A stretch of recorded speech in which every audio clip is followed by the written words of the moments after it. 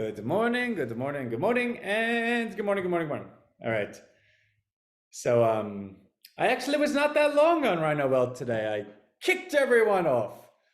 And it's funny because the people on Rhino Welt are here. They're like, no, you didn't. You stopped early today because you were afraid to see what Capital One was at.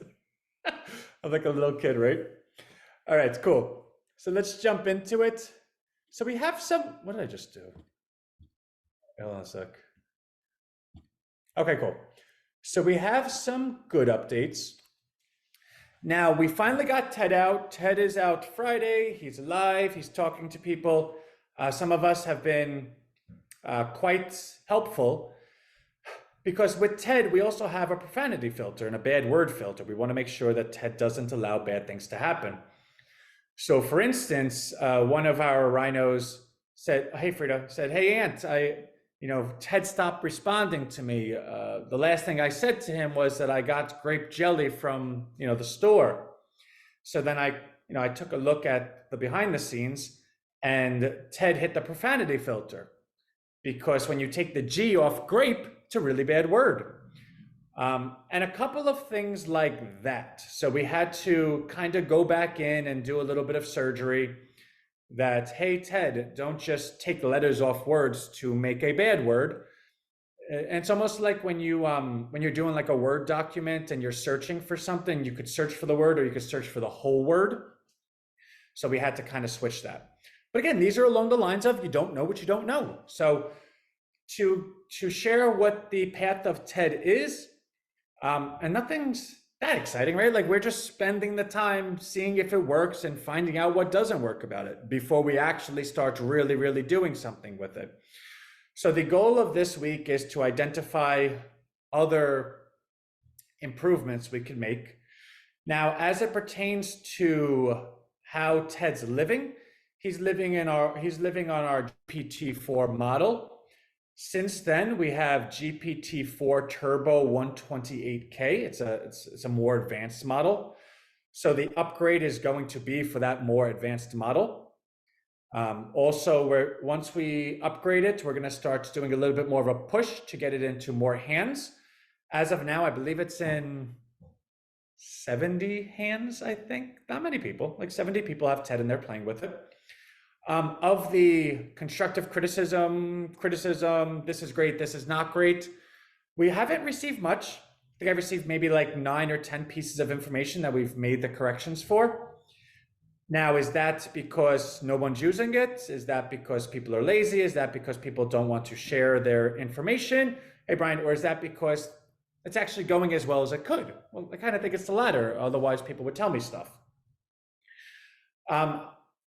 I do think with it, I have a little bit of reticence to it because even like when I want to talk to Ted, I'm like, I really don't want to grab my phone and start pressing buttons.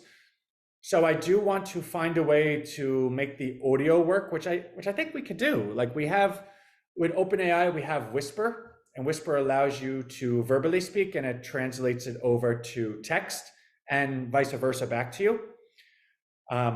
So that's something we're going to look into, obviously. So this is all part of the upgrade cycle. Once it gets to the point that we're quite pleased with it, okay, great, it's working exactly how we want it, we get it into everyone's hands, and then we go from there. We are pleased to say we have a provisional patent granted to us on TED. And it goes a little further than that, right? So the provisional patent is based on using AI to construct a personable persona that is able to create commerce and with the technological upgrade of having a holographic image that will be able to be the real life version of it. I think that's pretty cool. Like I honestly think nothing could work out for us, but that patent alone is going to work. So we're going to turn it into, personally, I am old and I hate text. We're probably going to, well, not probably, we're going to turn that into a non-provisional patent.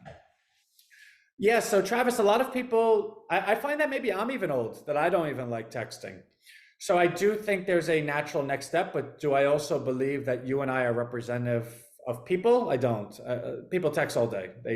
They text nonstop. Every time you see someone on a phone, you know what they're doing? They're texting. So it's kind of just a me and you thing. And I think according to the demographics, the baby boomers, the money that they will be leaving behind, that is going to be inherited by the younger generation, is going from the people like you who are of age, that you are self-described old and hate text, to the generation that would self-describe as we love texting. So unfortunately, people like you and I are not representative of the future. And I say that about me too. I'm 37. I'm going to be like 38, not soon, in like 8 months, but it's like almost 40. And again, to some of the people on here, you might say, well, Ant, 40, like, welcome to the club. But 40 is a large number when you're going up to it, not when you're looking behind. I remember when Blink-182 came out with a song, What's My Age Again? And the whole song was about, oh my God, I'm 23, look at my life. And that song came out when I was a teenager. I was like, 23, that's so old. Now I'm like, 23, you're a baby. So that's a little bit about Ted. Rhino Wealth, really, really cool. So I did find a platform over the weekend. It's called Investopedia, I believe, that allows us to create a gamified version of the stock market. It allows people to join. Everyone has their still love that song. Yeah, Rick. Allows people to join. So you welcome them into a group that you've made. That group allows them to have their own stock portfolio. They start with $100,000. They are allowed to buy stock, sell stock, short stock, buy options, all the different stuff. And it has a 20-minute lag time. So no one's ever able to game it by saying, oh, I bought it at that exact price. No, it's if you buy it, you're buying it the same criteria everyone does, which allows, just because you're sitting there pressing the button every 2 seconds, you don't have a one-up on someone that's like, okay, I got to it, I finally did it. Everything is in 20-minute intervals. So today's goal is to create at least a version of a sales page that explains what the Rhino Wealth proposition is about to be, which is really, really cool. So we've completed the economics of it. We've completed the search process to find the platform that's going to do it for us. Now we want to craft the sales page along with the payment pages, and then it comes down to creating the ads to get the people in. That's kind of it. So we would like to get that done by the end of this week. I don't see why we couldn't. It's just a matter of allocating the time to it. So I'm cautiously optimistic because I have a lot to do this week. A lot. And that's not even like half of the lots. But I can't really speak about any of it, so that's another story. Rhino Bucks, right after this, I'm going to be buying. The money is in there. I believe we got up to 246, and then there was low selling this morning, brought it down to 244, which is always funny, right? So when I'm purchasing Rhino Bucks, it's not a perfect market. It sounds like a cat. It's not a perfect market. So for instance, when I'm buying, it goes up. But then there's that one buy where it goes down.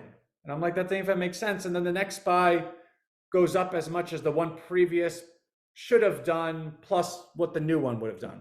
So it's like 1, 2, 3, 4, 5, 4, 6. So like, if it goes one step back, it'll then take 2 steps forward. It's just the way it is. So for instance, I buy blocks of, I think like 35 at a time. I do $70 at a time so that we're not scalped by all the different bots that are looking to scalp us.